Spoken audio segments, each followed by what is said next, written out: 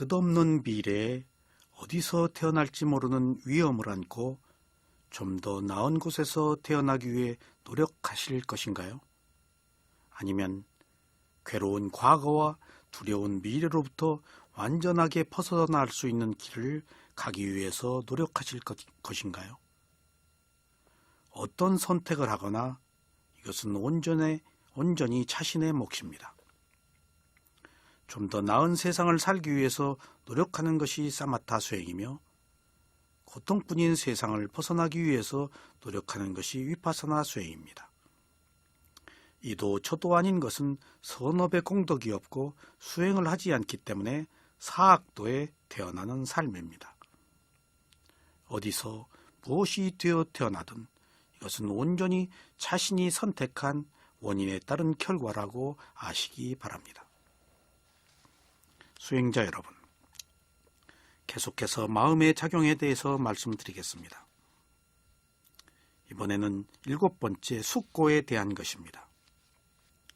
숙고는 모든 마음과 연관되어 있는 마음의 작용 7가지 중에서 마지막입니다.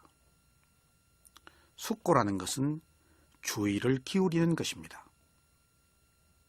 우리는 주의를 기울이지 않으면 대상을 알 수가 없습니다. 숙고를 발리어로 마나시카라라고 하는데 주의, 고정된 생각, 마음의 새김이라는 뜻이 있습니다. 한문으로는 자그, 억념, 열의자기 등으로 표현합니다. 주의는 마음을 조심스럽게 새겨두는 것을 말합니다. 우리가 집중을 하거나 숙고를 하지 못한다면 이것은 분열증을 앓고 있는 상태로 봐야 합니다. 지금 우리가 말한 7가지는 모두 정상적인 사람이 정상적인 기능을 할 때 우리가 바로 살고 있는 것이라고 하는 것들입니다. 주석서에서는 숙고를 이렇게 정의합니다. 행위하는 것이 행하는 것이고 마음으로 행하는 것이 숙고이다. 이전의 마음과 다른 마음을 만들기 때문에 마음을 숙고한다고 한다. 대상에 대한 제어, 인식 과정에 대한 제어, 속행에 대한 제어, 이 3가지 측면에서 숙고라고 한다. 이 중에서 대상에 대한 제어란 마음을 새로 내는 것이다. 그래서 마음을 숙고하는 것이다. 이것은 관련된 대상을 대상으로 내모으는 특징이 있다. 관련된 대상을 대상과 연결시키는 역할을 한다. 대상과 대면하는 것으로 나타난다. 대상이 가까운 원인이다. 이것은 스스로 행원에 속해 있으면서 대상을 제어하기 때문에 관련된 대상들을 바르게 가게 하는 마부와 같다고 알아야 한다. 그렇습니다. 우리가 바른 길을 가기 위해서는 항상 숙고해야 됩니다. 그냥 감정적으로, 습관적으로 기분 내키는 대로 살면 동물처럼 살게 됩니다. 그러나 우리가 하나하나를 숙고하면서 산다면 우리는 그것이 수행을 하는 것이고 바른 길을 가는 것이고 그것을 행할 때 행복하고 그 행복의 결과도 행복할 것입니다. 지금까지 모든 마음과 연관된 마음의 작용 7가지를 말씀드렸습니다.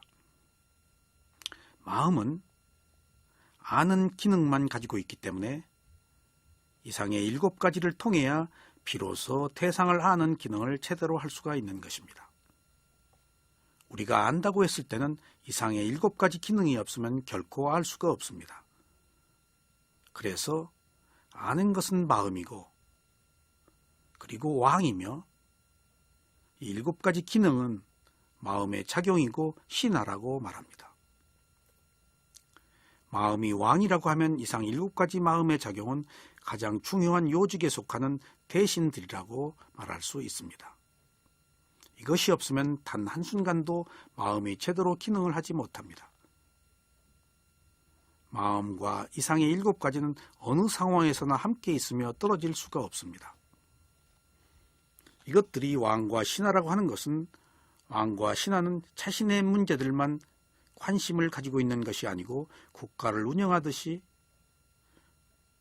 이들 마음과 마음의 작용도 나타난 모든 현상을 파악하고 우리가 사는 것을 다 관장하고 있는 것입니다. 인간이 정상적인 마음을 가졌다면 이상의 7가지 기능이 제대로 작동되어야 합니다. 만약 이들 중에 어느 한 부분의 기능이 결여되어 있다면 정상적인 인간이라고 볼 수가 없습니다. 그래서 정신적인 장애가 있다면 이상의 접촉, 느낌, 인식, 의도, 집중, 생명력, 숙고 중에서 무엇인가 결여되어서 생긴 것입니다. 누구나 수행을 하면 이런 기능을 튼튼하게 할 것입니다. 수행을 통해서 장애가 개선될 수 있다면 바로 이상의 7가지 것들이 개선되는 것이라고 이해하셔야 하겠습니다. 만약 어떤 장애자가 있다면 그의 주의는 적절한가? 그의 집중은 적절한가? 그의 느낌은 적절한가? 그의 인식은 적절한가? 그는 숙고하고 있는가 하는 것들을 곰곰이 따져봐야 하겠습니다. 그래서 막연히 고통 속에서 헤매지 말고 이것 하나하나를 개선하는 방법을 찾아서 수행을 하시면은 이런 7가지의 기능들이 제대로 작용하면서 정상인으로서 살 수 있을 것입니다. 이성 7가지는 사람이 한 발자국을 걸을 때에도 필요합니다. 무엇을 하거나 이러한 마음의 작용이 없으면 한순간도 바르게 지낼 수 없습니다. 그래서 우리가 행복을 얻기 위해 수행을 하는 것은 바로 이런 기능을 정상적으로 작동하도록 하는 것입니다. 만약 우리가 부주의해서 사고를 냈다면 바로 이상의 7가지 기능이 제대로 작동하지 않은 것입니다. 그래서 정신적 장애도 이상의 7가지 기능의 결여라고 보시면 되겠습니다. 제가 특별한 경우에 어떤 장애아를 지도할 때 이상 7가지 기능을 제대로 하나하나 분석해서 각각의 기능을 하도록 한 경험이 있어서 이렇게 상세하게 말씀드리는 것입니다. 이상 7가지의 마음의 작용은 항상 모든 것과 함께 있는 것이지만 이에 반하여 다양하게 결합하는 마음의 특성들이 있는데 이것들은 때때로 나타나며 모두 6가지입니다. 다양한 마음의 작용을 빨리어로 빡긴 낙가라고 하는데 이는 여러 가지 종류, 다양한 것을 말합니다. 이때 마음의 작용은 항상 있는 마음의 작용이 아니고 조건이 성숙되면 때때로 나타나는 것들입니다. 다양하다는 것은 특수한 상황에 따라 개개의 것들이 나타나는 것을 말합니다. 수행자가 수행을 한다는 것은 이상의 6가지 조건들이 때때로 나타나지 않고 항상 나타나도록 노력을 하는 것입니다. 그래서 자신의 의식을 고양시키는 것입니다. 그래서 앞서 말씀드린 7가지 기능을 제대로 작용하기 위해서 지금부터 말씀드리는 빡긴 낙가라고 하는 6가지 마음의 작용들을 개발하도록 해야 하겠습니다. 다음은 다양하게 결합하는 마음의 작용으로 때때로 나타나는 것들 6가지는 다음과 같습니다. 겨냥, 고찰, 결심, 정진, 희열, 열의입니다. 이 마음의 작용은 항상 있는 것들이 아니고 조건이 성숙되면 나타나는 것들입니다. 이처럼 다양하게 결합하는 마음의 작용 6가지를 하나씩 살펴보겠습니다. 1번 겨냥입니다. 겨냥을 빨리어로 윗닦아라고 합니다. 윗닦아의 원래의 뜻은 반성, 숙고, 생각, 사유라는 뜻이 있습니다. 한문으로는 찾을심 또는 깨달을 각으로 쓰입니다. 그래서 마음속에서 일어나는 생각이 이리저리 옮겨가면서 분별을 하고 논리적으로 따진다는 의미가 있습니다. 윗닦아는 선정 수행을 할 때는 일선정에서 사용하는 용어로 대상의 마음을 보내는 사유입니다. 이때의 사유는 팔정도의 정사유입니다. 팔정도의 정사유는 대상의 마음을 기울이는 지혜를 말합니다. 그냥 생각하는 것이 아닙니다. 수행에서는 사유가 대상의 마음을 기울이는 것입니다. 그래서 이것을 겨냥이라고 하는 것입니다. 이처럼 위탁가는 선정수행을 시작할 때 사용하는 용어입니다. 이런 의미에서 대상을 겨냥한다고 말씀드리는 것입니다. 사유는 그릇된 사유가 있고 바른 사유가 있는데 여기서는 알아차림이 있기 때문에 대상을 겨냥하는 바른 사유에 해당합니다.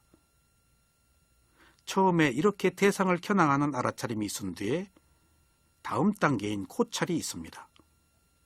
이것이 이선정의 단계입니다. 주석서에서는 겨냥을 이렇게 정의합니다. 사유는 일으킨 생각이다.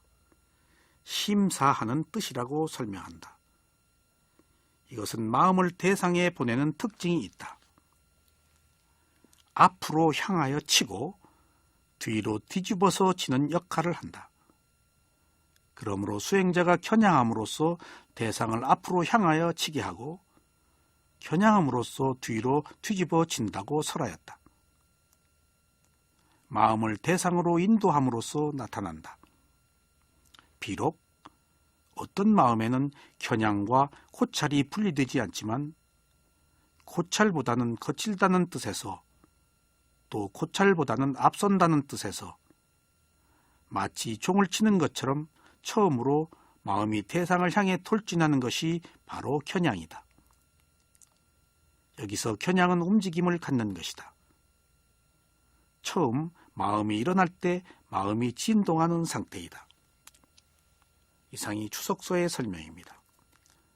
여기서 겨냥한다는 것은 마음이 움직여서 아는 마음을 대상에 보낸다는 의미를 가지고 있습니다.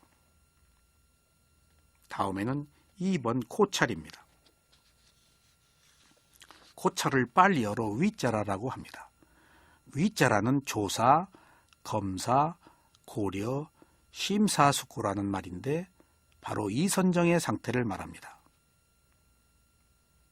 1선정의 겨냥이 있으면 다음 단계로 2선정의 고찰이 있습니다. 이때의 고찰을 지속적인 고찰이라고도 합니다.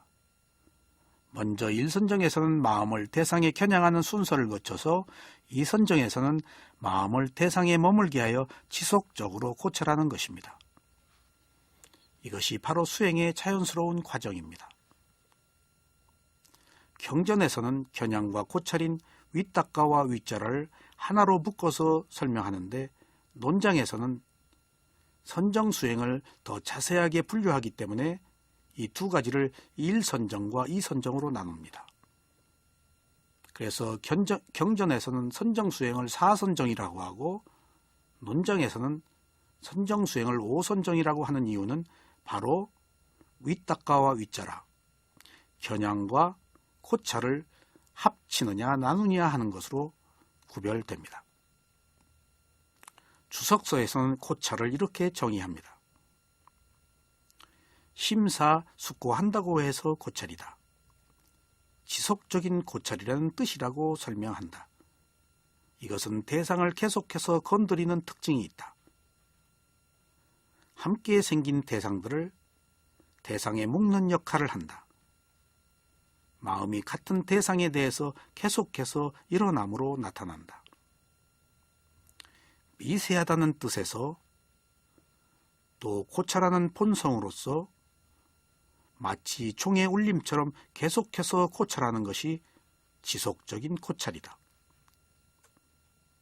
허공에 날기를 원하는 새가 날개를 치는 것처럼 마음으로 향기를 쫓던 벌이 연꽃을 향해 내려오는 것처럼 고찰은 고요한 상태다. 마음이 심한 움직임을 갖지 않는다. 마치 허공을 나는 새가 날개를 펴는 것처럼 연꽃을 향해 내려온 벌이 연꽃 위에 윙윙 거리며 나는 것처럼 이렇게 추석서에서는 설명하고 있습니다. 다음에는 3번 결심입니다. 결심은 결정, 결의, 확신, 결단의 뜻을 가지고 있습니다. 이 말은 신뢰가 생겨 청정한 믿음을 갖는 것입니다. 그래서 이것을 확신에 찬 믿음입니다. 그래서 결심을 한문으로는 신해라고 합니다. 믿음도 맹목적인 믿음이 있는데 이 믿음은 대상을 겨냥하는 해서 탐구하고 지속적인 고찰로 생긴 확신에 찬 믿음입니다. 이러한 믿음을 바탕으로 내려진 것이 결심입니다. 주석서에서는 결심을 이렇게 정의합니다. 결심하는 것이 결심이다. 그것은 결정하는 특징이 있다. 더듬거리지 않는 역할을 한다. 결정으로 나타난다. 결정해야 할 대상이 가까운 원인이다. 대상에 확고부동하기 때문에 이것은 마치 돌기둥과 같다고 알아야 한다. 그렇습니다. 우리가 내려지는 선한 결심은 이토록 돌기둥과 같이 단단한 것이라서 우리들의 또 다른 의지를 개발시킵니다. 우리는 그냥 무엇을 계속하는 것이 아닙니다. 확신에 찬 신념과 믿음으로 결심을 하기 때문에 동일한 대상을 지속적으로 계속 추진할 수 있는 것입니다. 우리가 그냥 무엇을 하는 것이 아니고 이런 여러 가지 마음의 작용들이 결합되어서 하는 것이라고 이해하시기 바랍니다.